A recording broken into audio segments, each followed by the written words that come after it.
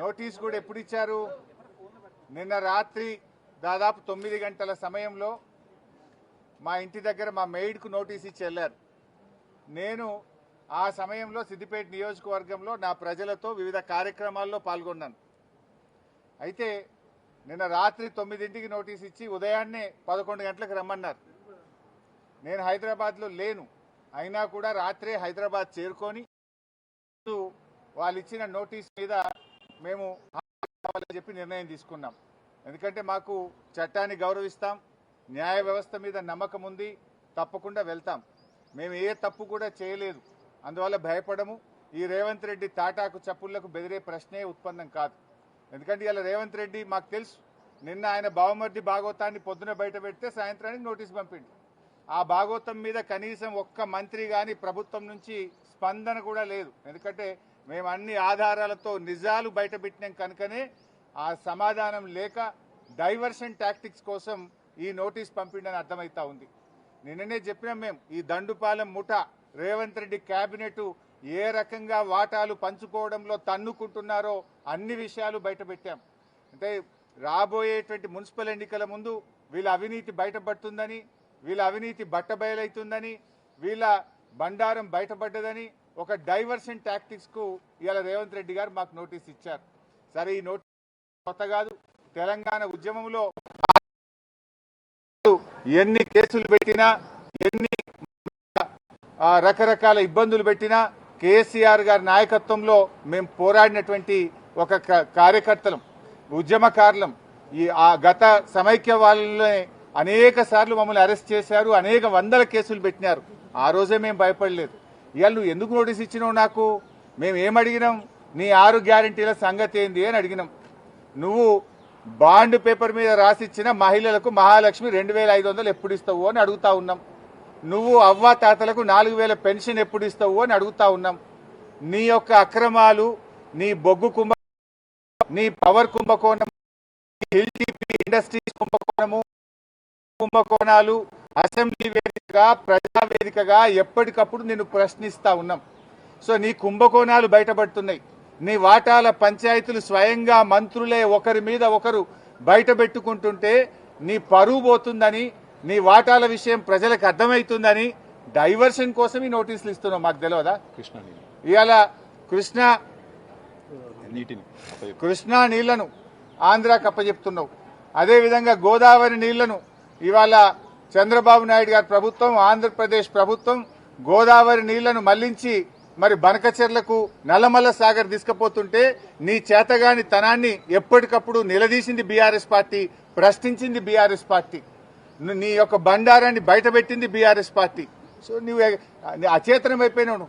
నీదంతా బయటపడిపోతా ఉంది కనుక ఈ డైవర్షన్ టాక్టిక్స్ చేస్తున్నావు. మాకు తెలియదా? నువ్వు ఎన్నికలకు ఈ డ్రామాలు ఆడుతుంటావు.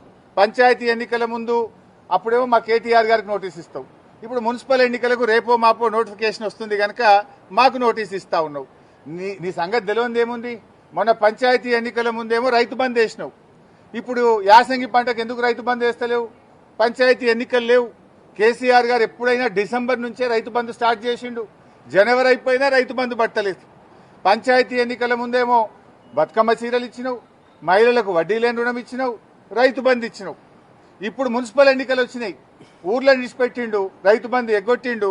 ఇప్పుడు ఇయాలటి నుంచి పట్టణాల్లో బతుకమ్మ చీరలు వస్తారట, ఇయాలటి నుంచి పట్టణాల్లో మహిళలకు వడ్డీ లేని రుణం ఇస్తారట. ఇవాళ మాకు ఈ నోటీస్ ఇచ్చి మమ్మల్ని ఎంగేజ్ చేసే ప్రయత్నం. అంటే పొలిటికల్ గా బీఆర్ఎస్ పార్టీ థ్రెట్ గా ఆయన ఫీల్ అవుతా ఉన్నాడు. పంచాయతీ రేవంత్ రెడ్డి అంచనాలు తప్పినాయి. సర్పంచులు గెలిచి బీఆర్ఎస్ పార్టీ అద్భుతమైన విజయాన్ని సాధించింది.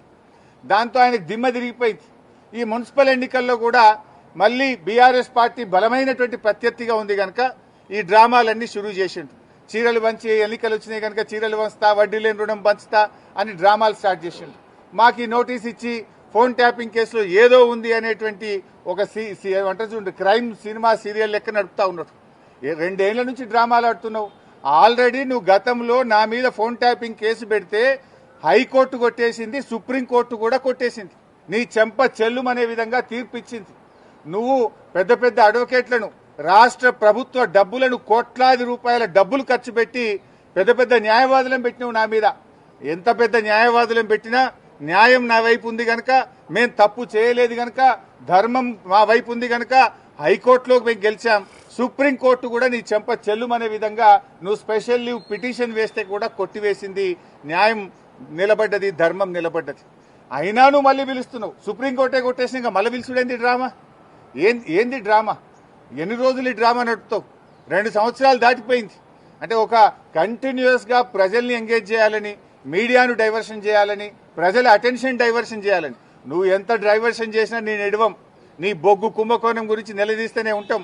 నువ్వు ఆంధ్రాకు అమ్ముడుపోయిన విధానాన్ని నిలదీస్తూనే ఉంటాం. ఎల్టీపీ పాలసీ ఇండస్ట్రీ కుంభకోణం గురించి నిలదీస్తూనే ఉంటాం. నీ పవర్ స్కామ్ గురించి నిలదీస్తూనే ఉంటాం. నీ యొక్క అవినీతి బాగోతాలు అన్ని కూడా బయట పెడుతూనే ఉంటాం. 6 గ్యారంటీల కోసం తెలంగాణ ప్రజల పక్షాన నిన్ను ప్రశ్నిస్తూనే ఉంటాం, నిలదీస్తూనే ఉంటాం. నేను ఈరోజు బీజేపీ కిషన్ రెడ్డి గారికి కూడా ఒక లేఖ రాస్తా ఉన్నా. కిషన్ రెడ్డి గారు, మీరే కేంద్ర బొగ్గు గనుల శాఖ మంత్రి. సింగరేణిలో 49% కేంద్ర ప్రభుత్వానికి వాటా ఉంది. సింగరేణిలో జరిగిన అవినీతి కుంభకోణాల గురించి నిన్న మీడియా సాక్షిగా బయటపెట్టినా. ఈరోజు నీకు కూడా లెటర్ రాస్తా ఉన్నా. నువ్వు ఒకవేళ రేవంత్ రెడ్డితో కుమ్మక్కు కాకపోతే వెంటనే సిబిఐ విచారణకు నువ్వు ఆదేశించాలని చెప్పి కిషన్ రెడ్డి గారిని డిమాండ్ చేస్తూ I'm writing A open letter to Kishan Reddy. Kishan Reddy గారు, నేను అన్ని ఆధారాలు ఇవ్వడానికి సిద్ధంగా ఉన్నా. రేవంత్ రెడ్డి బావుమరిదే ఈ యొక్క కుంభకోణాన్ని ఎట్లా నడిపాడు, ఎట్లా ఈ టెండర్లన్నీ రింగు చేశాడు, మరి కోల్ ఇండియాలో కానీ అదేవిధంగా వెస్టర్న్ కోల్ ఫీల్డ్స్ లో కానీ గతంలో సింగరేణిలో కానీ ఎప్పుడైనా -10 నుంచి -20 టెండర్లు పోతుండే. ఈ సైట్ విజిట్ సర్టిఫికేట్ పెట్టిన తర్వాత మరి ఎవరెవరు టెండర్లు వేస్తున్నారో తెలిసి రేవంత్ రెడ్డి బావమరిది ఆ కాంట్రాక్టర్లను బెదిరించి వాళ్ళు ఏ రకంగా ప్లస్ టెండర్లు ఆయన పొందిండు టెండరు, ఆయన ఎవరనుకుంటే వాళ్ళకి టెండర్ వస్తుంది, సైట్ విజిట్ సర్టిఫికేట్ వస్తుంది. 9E బ్లాక్ ఒక్కటే రద్దు చేయడం కాదు, ఈ టెండర్లు రద్దు చేయాలి. దీని మీద సిబిఐ విచారణ జరపాలని నేను నిన్న డిమాండ్ చేసిన. ఇలా వ్రాతపూర్వకంగా కూడా కిషన్ రెడ్డి గారికి I'm writing A open letter. దీని మీద వెంటనే నిజానిజాలు బయటకు తీయాలని, ఈ దొంగల్ని అరెస్ట్ చేయాలని, ఈ అవినీతి సొమ్మును కక్కించాలని, సింగరేణి కార్మికులకు జరుగుతున్న నష్టాన్ని మరి బయటకు తీయాలని చెప్పి మేము డిమాండ్ చేస్తా ఉన్నాం. ఎందుకంటే సింగరేణి డబ్బుతో రేవంత్ రెడ్డి ఫుట్బాల్ ఆడుతున్నాడు. 100 కోట్ల రూపాయల సింగరేణి డబ్బులను తన షోకుల కోసం ఖర్చు పెడుతుంటే ఎందుకు కిషన్ రెడ్డి గారు మౌనంగా ఉంటున్నారు? ఎందుకు బీజేపీ మౌనంగా ఉంటుందని కూడా నేను ప్రశ్నిస్తా ఉన్నా. అన్ని బయటకు రావాలంటే సిబిఐ విచారణ జరపాలని డిమాండ్ చేస్తున్నాం. సో మేము తప్పు చేయలేదు. నిన్న రాత్రి నోటీస్ ఇచ్చినా, రాత్రే హైదరాబాద్కు వచ్చినాం. ఈ రోజు న్యాయ వ్యవస్థ మీద గౌరవం ఉంది, చట్టాన్ని గౌరవిస్తాం కనుక వారు చెప్పిన సమయం ప్రకారం మేము హాజరవుతున్నాం. సమయం తీసుకునే అవకాశం ఉంది, కానీ మేము తప్పు చేయలేదు, మేము భయపడాల్సిన అవసరం లేదు. ఏ రకంగా కూడా ఈ కేసుతో మాకు సంబంధం లేదు. ఇది ఒక అక్రమ కేసు. కేవలం బురద జల్లాలని, రాజకీయాలను డైవర్ట్ చేయాలని, అటెన్షన్ డైవర్షన్ కోసం రేవంత్ రెడ్డి ఆడుతున్న ఒక సిల్లీ డ్రామా ఇది. రేవంత్ రెడ్డి రాజకీయాల కోసం చేస్తున్నటువంటి ఒక డ్రామా సీరియల్ లాంటిదే తప్ప ఇందులో ఎక్కడ కూడా నిజం లేదు. అందువల్ల మేము ఎక్కడ భయపడం. ఎన్నిసార్లు పిలిచినా వెళ్తాం, ఎక్కడికైనా వెళ్తాం. ఇప్పటికే హైకోర్టు, సుప్రీంకోర్టు ఈ ఫోన్ ట్యాపింగ్ కేసులో రేవంత్ రెడ్డి నన్ను ఇన్వాల్వ్ చేయాలని ఎన్ని ప్రయత్నాలు చేసినా హైకోర్టు కొట్టేసింది, సుప్రీంకోర్టు కొట్టేసింది. మళ్ళీ కొత్త డ్రామా పెట్టిండు. మాకు తెలుసు కేటీఆర్ గారిని ఎట్లా ఇబ్బంది పెట్టిందో మాకు తెలుసు. మా నాయకులందరినీ కూడా ఏ రకంగా ఇబ్బంది పెట్టినారో తెలుసు. నన్ను కూడా దాంట్లో భాగంగానే ఇబ్బంది పెడుతున్నావు. మీరెంత ఇబ్బంది పెట్టినా ఉద్యమించిన వాళ్ళం, తెలంగాణ సాధించిన వాళ్ళం. ఈ తెలంగాణ ప్రజలకు అన్యాయం జరిగితే మేము ఊరుకోము. ఈ తెలంగాణ ప్రజల పక్షాన నిన్ను ప్రశ్నిస్తూనే ఉంటాం. తెలంగాణ ప్రజలకు నువ్వు ఇచ్చిన హామీలు అమలయ్యేదాకా నిన్ను ప్రశ్నిస్తూనే ఉంటాం. మీ అవినీతి కుంభకోణాలు బయట పెడుతూనే ఉంటాం. నిన్ను వదిలిపెట్టే ప్రశ్నే లేదు. మాకు తెలుసు రేవంత్ రెడ్డి 3 రోజుల కిందనే ఈ స్క్రిప్ట్ వేసిపోయిండు. ఆయన వరుసగా నోటీసులు ఇవ్వాలని, ఆయన స్విట్జర్లాండ్ లో, ఆయన అమెరికాలో తిరిగొచ్చేదాకా ఈ సినిమా నడపాలి, ఈ నోటీసులు ఇవ్వాలి, వరుసగా నోటీసులు ఇవ్వాలి. రాజకీయాలు ఆయన ఉంటలేడు కనుక దీని చుట్టూ తిప్పాలి. బీఆర్ఎస్ నాయకులందరూ మున్సిపల్ ఎన్నికల మీద దృష్టి పెట్టకుండా అటెన్షన్ డైవర్షన్. సంగారెడ్డిలో ఒక ఎమ్మెల్యే మొన్ననే చెప్పిండు, మేము ఉమ్మడి మెదక్ జిల్లాలో కష్టపడి పనిచేస్తే ఒక ఆయన చెప్పిండు మొన్ననే, ఇక నేను మళ్ళీ పోటీ చేయా, ఇక నేను మళ్ళీ ఓటు అడగా అని మా దెబ్బ కొడితే మొన్న ఒక నాయకుడు చెప్పిండు. రేపు కూడా నువ్వు ఎన్ని డ్రామాలు చేసినా ఖచ్చితంగా మెజారిటీ మున్సిపాలిటీలు గెలుస్తాం, ప్రజలతో ఉంటాం, ప్రజల చేత నీకు ప్రజలే నీకు బుద్ధి చెప్తారు. మేము మాట్లాడుతున్నది నీ అవినీతి మీద బయట పెట్టినాం, దాని మీద సమాధానం చెప్పు.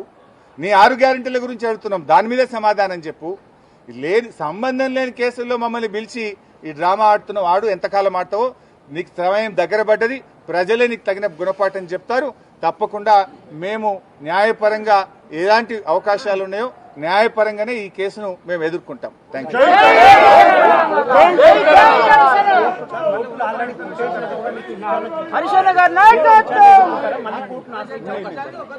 వాళ్ళు ఏం మాట్లాడతారో ఏం చెప్తారో ఇవాళ చూసిన తర్వాత నేను న్యాయవాదులతో చర్చించి తగిన నిర్ణయం తీసుకుంటాం.